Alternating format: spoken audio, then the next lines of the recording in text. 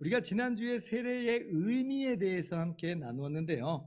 그 분량이 굉장히 많아서 다 다루지는 못했고 오늘 나머지 부분을 다루려고 합니다. 그래서 성찬에 대해서 우리가 함께 나누기 전에 먼저 세례에 대한 나머지 부분을 지난주에 이어서 다루도록 합시다. 세례의 의미 혹시 기억하시나요? 자, 기억을 더듬어 보면서 다시 한번 생각해 봅시다. 세례는 우리 구주 예수 그리스도의 구원사역, 구속사역으로 말미암아 우리가 받은 구원에 대한 표 나타내 보여주시는 것과 그리고 도장 찍는 거라고 했어요. 자, 어떤 의미의 첫째? 그리스도와 우리가 분리되지 않는 연합하게 되었다. 이게 세례의 그 표와 인의 첫 번째 의미예요. 연합. 둘째, 죄사함. 영단번 죄사함 받은 것이 이 세례가 보여주고 도장 찍는 바라 그랬죠. 셋째, 거듭남. 새로운 피조물로 하나님의 백성으로 거듭남. 넷째, 하나님의 자녀됨. 다섯째, 장차 우리가 받을, 우리에게 이루어질 영원한 부활, 이것에 대한 표와 인이라고 그랬어요. 그리고 추가적으로 여섯째, 공식적으로는 그리스도의 몸된 교회의 한 지체가 되는 그러한 의식. 그리고 마지막 일곱 번째, 하나님의 자녀답게 그러므로 내가 살겠다고 하는 교회 앞에서 하나님 앞에서 다짐하는 우리의 다짐의 시간이다 라고 이 세례의 의미를 우리가 함께 나눴습니다. 자, 그러면 나머지 부분 우리 한번 살펴보도록 합시다. 대우리분답 167번입니다.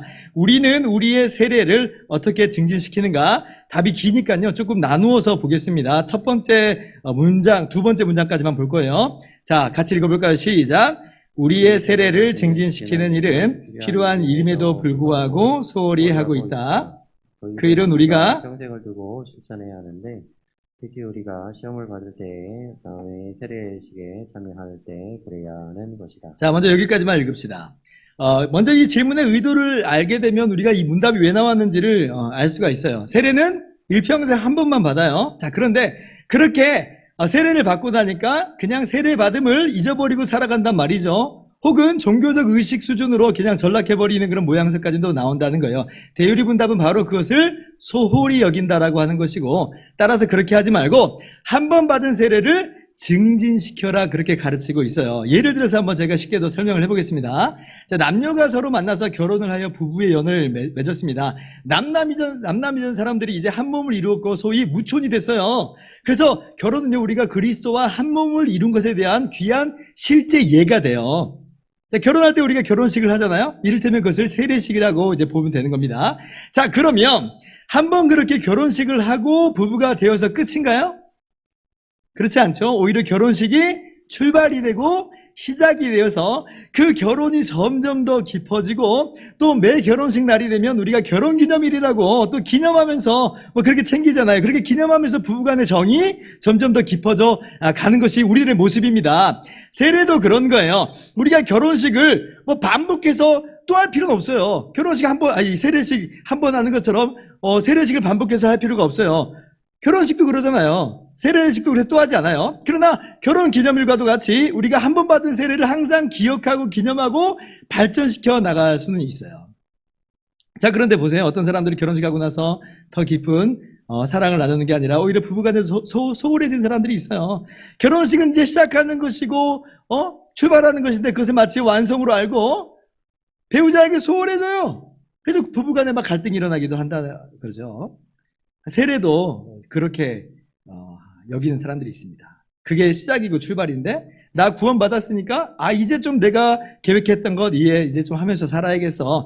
그동안 세례받을 준비하느라고 아무것도 못했네 하면요, 그거는 문제가 심각한 거예요. 그러면 안 된다는 거예요. 세례도 마찬가지로 출발이고 시작이다. 평생 동안 실천해야 되는 것이다. 세례는 단 한 번입니다. 그러나 세례가 미치는 효력은 평생이에요. 결혼식하고 똑같아요. 그래서 먼저는 우리가 언제 이 세례를 사용을 하는가라고 할 때에 유혹받을 때 세례를 사용을 해야 됩니다. 이 말은 마치 배우자 말고 다른 사람이 우리를 유혹할 때, 막 성적으로 유혹할 때 나 결혼했어요! 라고 유혹을 뿌리치는 것과 같아요. 나는 세례받은 사람이에요. 나는 그리스도의 신부요, 새로운 피조물이요, 하나님의 자녀예요 하면서 유혹을 뿌리치는 것과도 마찬가지라고 하는 겁니다. 우리가 죄와 싸울 때 이런 개념을 잘 사용하지를 않아요. 그런데 성경은 무수하게도 많이 우리와 하나님과의 관계, 우리와 그리스도의 관계를 결혼의 개념을 들어서 사용을 하잖아요. 우리는 마치 하나님과 결혼한 사람들이라고 하는 거예요. 그리고 죄의 유혹에 굴복하는 것, 각종 우상의 유혹에 넘어지는 걸 뭐라고 말해요? 마치 배우자를 두고 외도하는 것과 같다 이렇게 이야기하죠. 우리가 배우자 아닌 다른 상대에게 눈길만 줘도 간음이 되는 거예요. 그런 것처럼 우리가 죄와 우상과 또 세상과 싸워야 됩니다.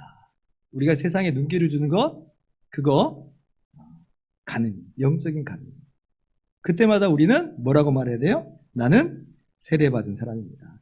세례를 자꾸 기억하는 거예요. 상기하는 거예요. 마치 사람들이 내가 결혼한 사람이야, 결혼 반지 보면서 나는 결혼한 사람이야 라고 하면서 유혹과 싸우는 것처럼 우리는 우리가 받은 세례를 소홀히 하면 안 됩니다. 그걸 기억하고 상기하면서 증진시켜 나가면서 그렇게 주님과 연합한 사람답게 살아가야 되는 것입니다. 그렇게 세례 받으면 기억하고 사용하세요. 자, 그리고 다른 사람이 세례를 받을 때 또 우리가 받은 세례를 또 사용해야 됩니다. 이게 무슨 이야기냐면요.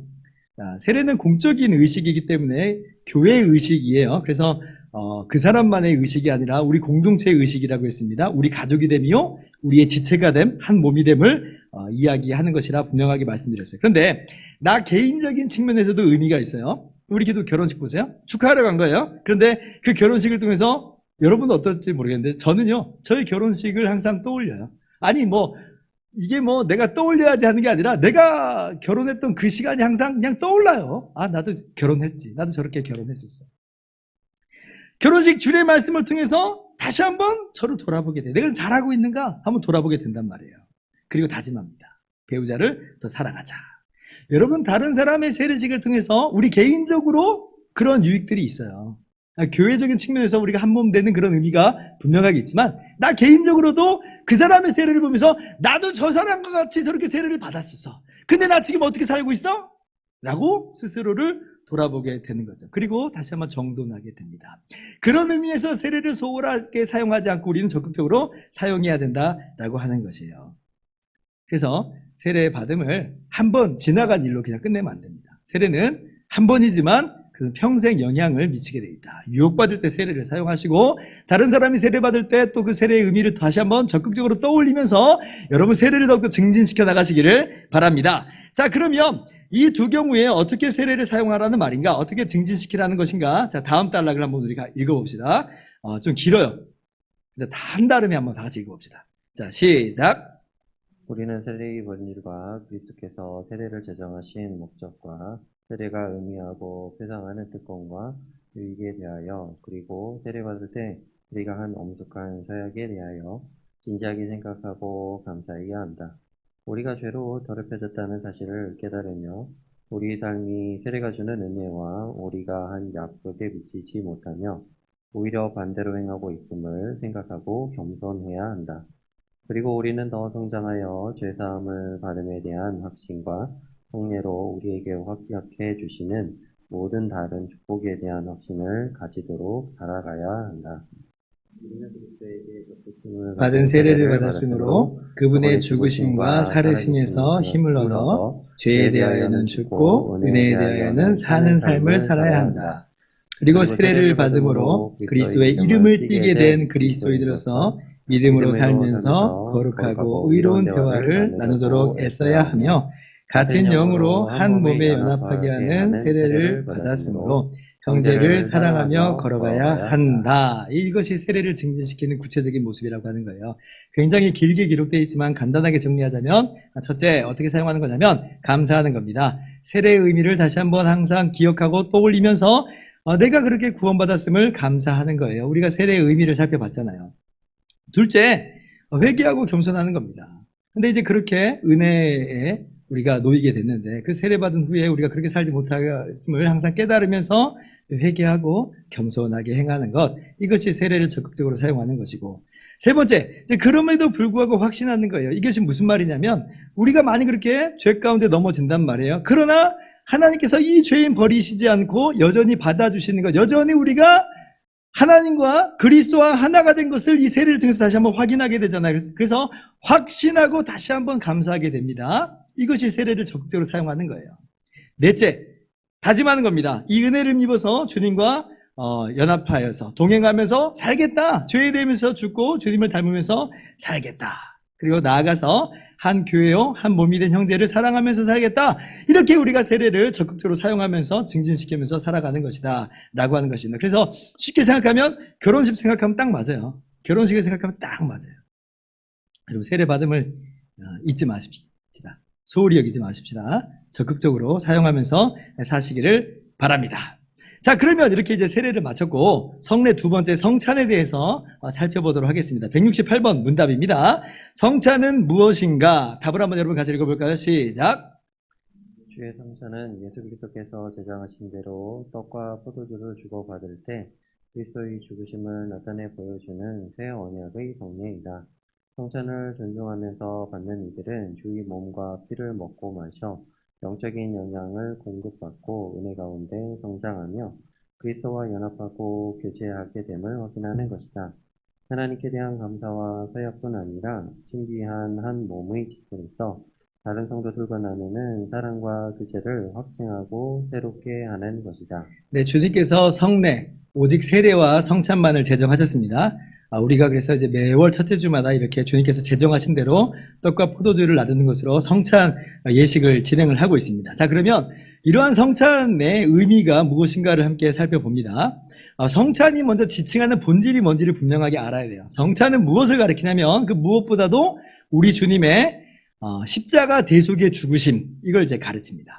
고린도전서 11장 23절부터 26절 교도갈게요. 내가 너희에게 전하는 것은 주께 받은 것이니 곧 주 예수께서 잡히시던 밤에 떡을 가지사 식사하시고 떼어 이르시되 이것은 너희를 위하는 내 몸이니 이것을 행하여 나를 기념하라 하시고 식후에 또한 그와 같이 잔을 가지시고 이르시되 이 잔은 내 피로 세운 새 언약이니 이것을 행하여 마실 때마다 나를 기념하라 하셨으니 너희가 이 떡을 먹으며 이 잔을 마실 때마다 주의 죽으심을 그가 오실 때까지 전하는 것입니다.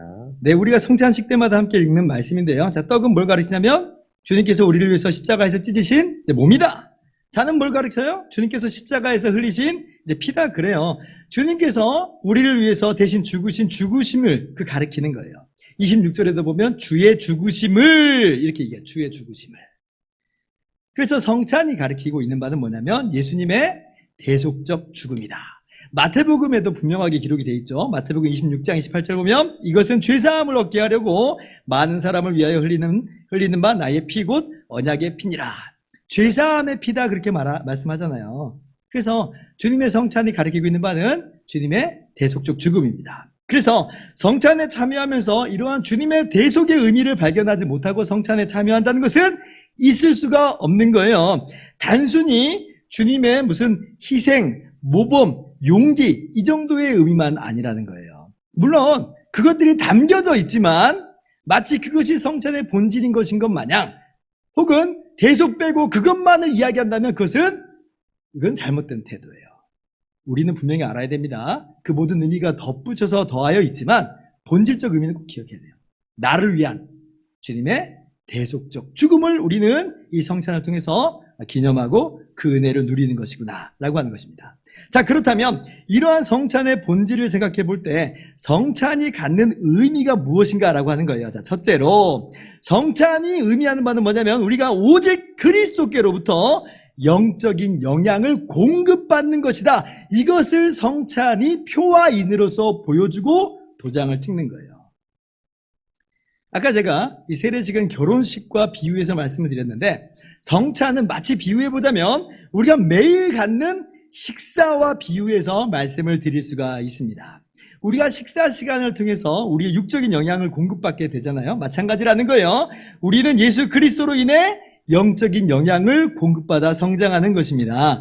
다른 것으로는 우리의 영혼이 성장하지를 않아요. 오직 머리가 되신 그리스도로부터 우리가 공급받아서 성장하는 것이다 라고 하는 것을 성찬식이 우리에게 분명하게 보여주는 것입니다. 골로새서 2장 19절 제가 읽을게요. 머리를 붙들지 아니하는지라 온 몸이 머리로 말미암아 마디와 힘줄과 공급함을 받고 연합하여 하나님이 자라게 하심으로 자라느니라. 이 앞에 나와 있는 화면 보셔야 돼요. 우리가 다른 거 붙들고 있으면 안 돼요. 오직 머리를 붙잡아야 됩니다. 머리로 말미암아서만 공급받기 때문에 그래요.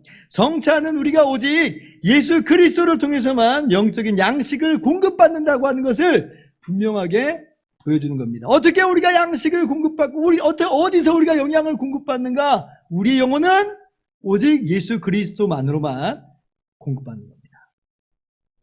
두 번째, 성찬이 갖는 의미는 그리스도와 우리가 분리됨 없는 연합이 이루어졌으며 그 연합 안에서 지속적인 교제가 있는 것을 가르쳐 줍니다. 자, 우리가 밥을 먹으면 그 밥이 소화가 돼서 우리 안에서 완전히 하나가 되잖아요. 여전히 밥 따로, 국 따로, 나 따로 그렇게 있지 않아요.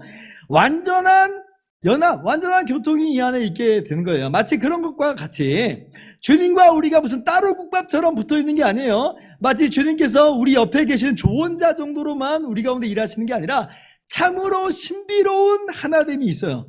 참으로 신비로운 교통과 교제가 있어요. 이것이 바로 주님과 우리가 누리는 교제예요.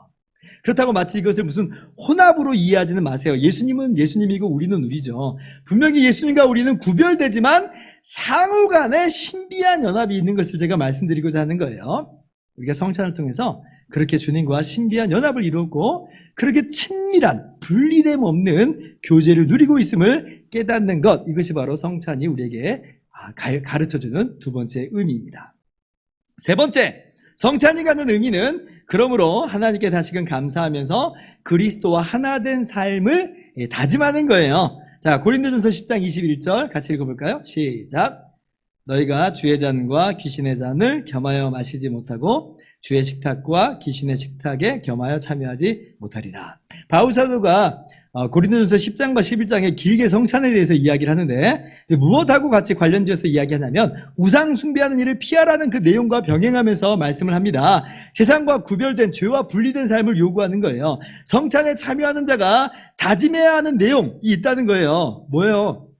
귀신의 식탁과 주의 식탁, 성찬을 겸하여 섬기지 참여하지 못한다. 그 말은 성찬에 참여하는 자가 얼마만큼 죄와 분리된 삶을 살아가야 되는가라고 하는 거예요. 우리가 주님과 연합했으니 세상과는 분리된 모습으로 살아가는 것이에요. 그런 다짐이 우리가 성찬에 참여할 때 있어야 된다라고 하는 겁니다. 세상 것에 기웃기웃거리지 말고 세상의 식탁에 우리가 공급함 받으려고 하지 말고요. 주님의 식탁에만 만족하실 수 있기를 바랍니다. 이것이 성찬이 우리에게 가져다주는 세 번째 의미입니다. 넷째로 성찬이 갖는 의미는 우리가 우리 형제 자매들과 함께 한 식탁에 참여하는 것인 줄을 알아서 서로 사랑하는 것을 확증하고 다짐하는 것이에요. 자, 다시 한번 고린도전서 10장 17절 보면 같이 한번 읽어봅시다. 시작. 떡이 하나요? 많은 우리가 한 몸이니 이는 우리가 다 한 떡에 참여함이라. 바울 사도가 성찬에 대해서 이야기하면서 또한 강조하는 게 뭐냐면 우리는 한 떡에 참여하는 것이다. 그러므로 우리가 한 몸이라고 하는 거예요. 성찬이 각 개별적으로 참여하는 것이 아니라 공동체의 식사라고 하는 거예요. 그래서 바울 사도는요, 성찬을 할 때 이게 무슨 파당처럼 그룹별로 따로 모여서 떡을 떼는 것을 결코 용납하지 않아요. 그런 모습은 도리어 하나님의 교회를 업신여기는 것이라 그렇게 말씀합니다. 그것은 유익이 되지 못하고 도리어 해롭다라고 이야기해요. 그래서 배가 고파서 그런 걸 하면 차라리 집에 가서 배불리 먹고 와라 그래요. 고린도전서 11장 33절 보면 그런즉 내 형제들아 먹으러 모일 때는 서로 기다리라. 함께 모여서 하나의 성찬으로 나아가라고 하는 거예요. 왜 그래요? 성찬은 한 개인이나 어떤 한 그룹의 일이 아니라고 하는 겁니다. 이것은 한 교회 전체 공동체의 의식입니다. 근데 오늘날 이러한 성찬의 공동체성이 좀 흐려져 있죠. 성찬을 하긴 하는데 우리가 개인의 어떤 유익 차원으로 생각하고 말아버려요. 그러나 이 네 번째 의미는 꼭 기억해야 됩니다. 우리는 이 성찬 속에서 확인하는 거예요. 우리는 그리스도의 한 몸이 되었다. 한 지체가 되었다. 한 식구다. 식구가 뭐예요? 한 입이다라는 말이잖아요. 같이 먹는 입이다. 그래서 가족이 한 식구라고 해요. 우리가 성찬 통해서 바로 그걸 확인하는 거예요. 그래서 이제 이것을 조금 더 극적으로 표현하기 위해서 어떤 종교 개혁자들은 아예 한 떡을 놓고 그 한 떡을 이렇게 떼는 모습을 요구하기도 합니다.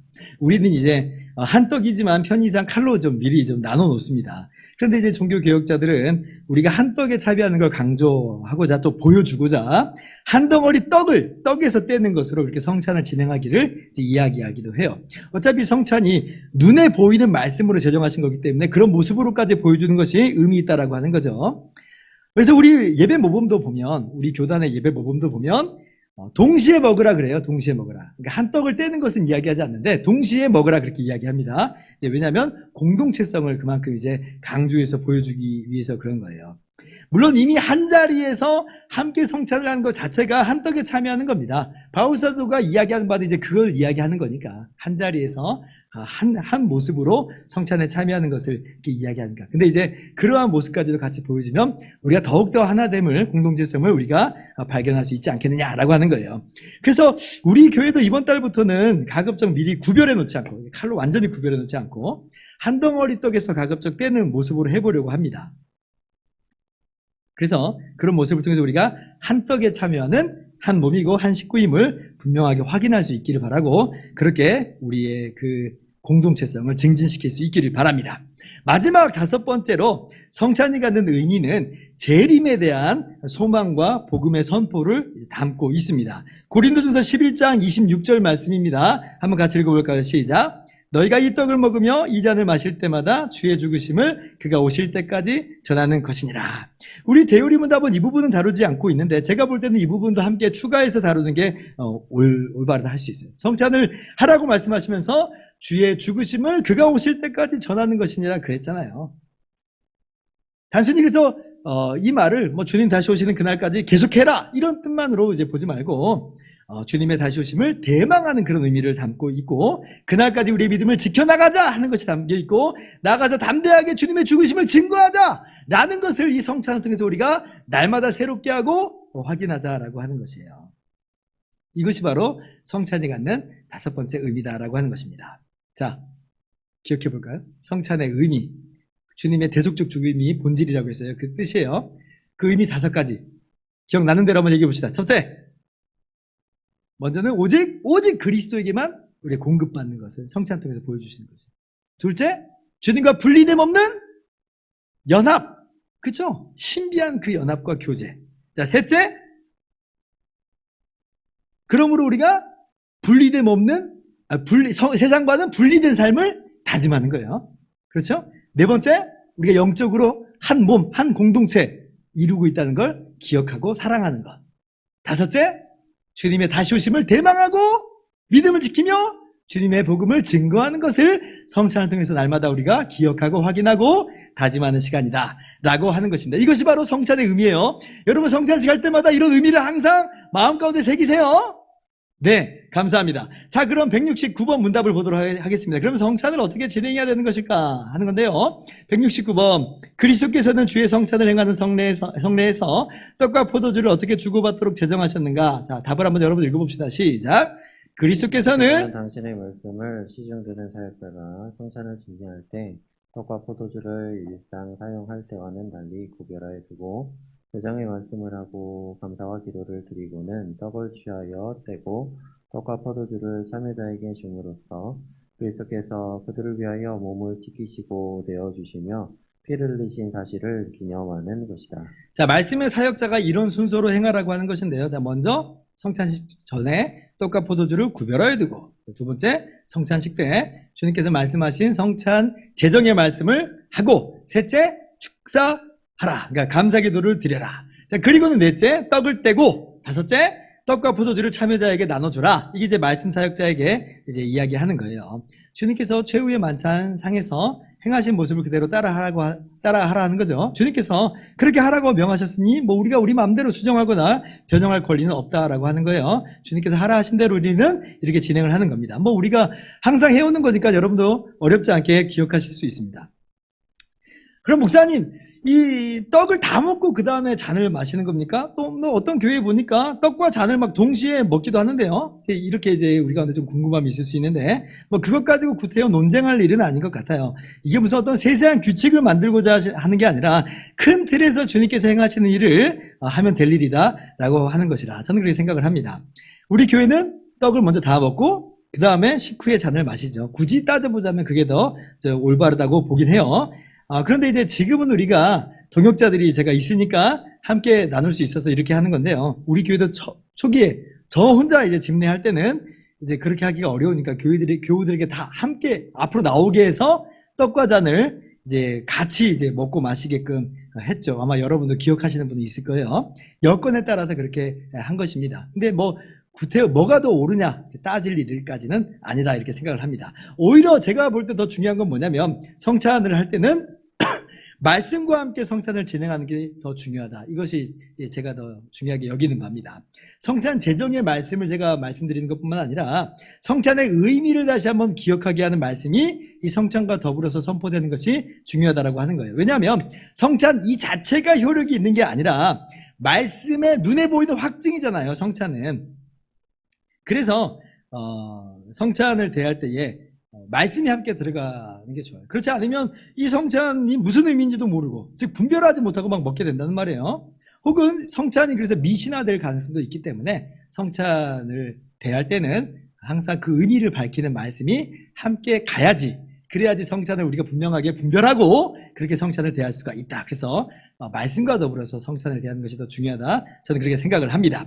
그런 측면에서 성찬의 집례자를 누구 보고 하라고 그러냐면 아무나 하지 말고 질서를 따라서 말씀의 사역자가 하라고 하는 겁니다. 이게 무슨 특권 계층을 지금 이야기하고자 하는 게 아니라 아까 말씀드렸듯이 말씀과 함께 가는 그런 부분이 이 안에 있기 때문에 말씀을 통해서 이 성찬의 뜻이 분별돼야 되기 때문에 이제 그렇다라고 하는 거예요. 그래서 말씀의 사역자로 하여금 성찬을 집례하게 합니다. 자, 이제 마지막입니다. 170번까지만 하도록 합니다. 성찬에 대해서는 얘기가 많아요. 그래서 앞으로 2주간에 걸쳐서 더 해야 하는데 오늘은 170번까지만 하도록 합니다. 170번입니다. 주의 성찬에 엄숙히 참여하는 이들이 어떻게 그리스도의 살과 피를 먹고 마시게 되는가? 자, 여러분이 한번 읽어볼까요? 시작.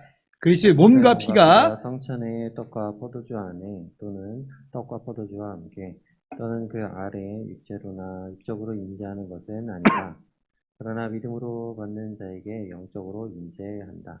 그렇다고 하여 떡과 포도주의 요소가 외적으로 임재하는 것 못지않게 참으로 그리고 실제적으로 임재하는 것이다.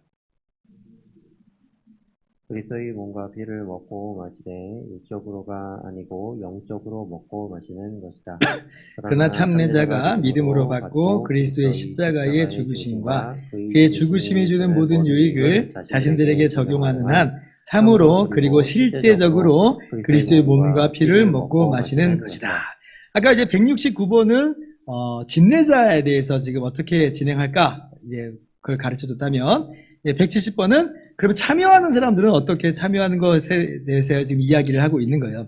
먼저 이제 반드시 알 건 뭐냐면 성찬 가운데 그리스도께서 영적으로 임재하시는 것이다. 이걸 먼저 알라. 이제 이렇게 이야기를 하고 있어요. 자, 두 번째. 그러므로 성찬을 먹고 마시는 행위보다는 그렇게 먹고 마시는 행위 가운데 이루어지는 믿음이 바로 본질이다라고 하는 것을 알아서 믿음으로 성찬을 받으라. 이렇게 이야기를 하고 있어요. 그러니까 이 성찬 예식은 눈에 보이는 어떤 물질적인 것으로 지금 이루어져 있긴 하지만 이게 지금 영적인 그런 의식이고 영적인 참여 방법을 지금 우리들에게 가르쳐주고 있는 것입니다. 여러분은 잘 모르시지만 이 170문답은요. 교회사적으로 엄청나게 중요하고 복잡한 그런 내용을 함께 담아내고 있어요. 성찬에 대해서는 크게 세 가지 이론이 있습니다. 첫 번째, 화채설이라고 하는 거예요. 이거는 로마 카톨릭 천주교에서 주장하는 건데 뭐라고 말하냐면 축성을 통해서 이 떡과 잔이 정말로 예수 그리스도의 살과 피로 변해버린다라고 하는 이론입니다. 당연히 우리는 반대하는 이론이에요.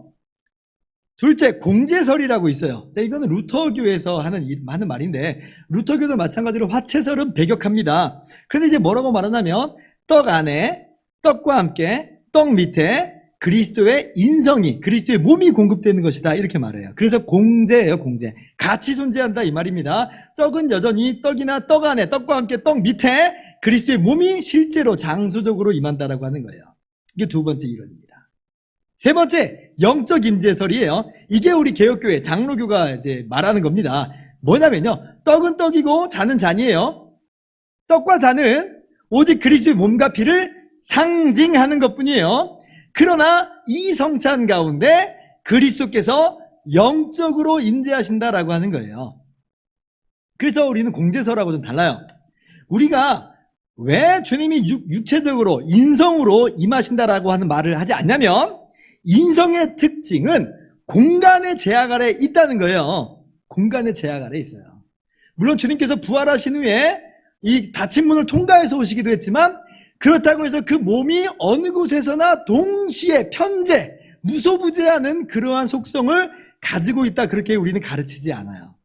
그러니까 주님께서 육체적으로 부활하신 이후에 그 몸을 생각하면 돼요. 우리의 부활체도 마찬가지예요. 주님의 부활하신 같이 우리도 부활하게 될 텐데, 우리가 무슨 공간에 어떤 제약을 뛰어넘는 무소부재하고 편재한 그런 존재로 부활하는 것은 아니다라고 하는 거예요. 따라서 주님께서 지금 육체적으로 임재하실 수는 없다. 그래서 우리는 화채설도 공제설도 다 배격을 합니다. 사도행전 3장 21절, 자 같이 한번 읽어볼까요? 자 시작.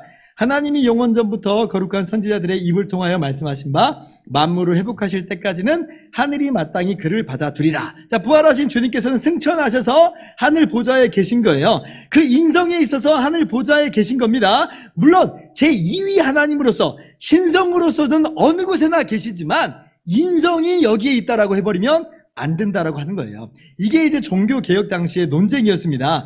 특별히 루터파하고 개혁파가 우리 장로교가 일치되지 못한 결정적인 내용이었어요.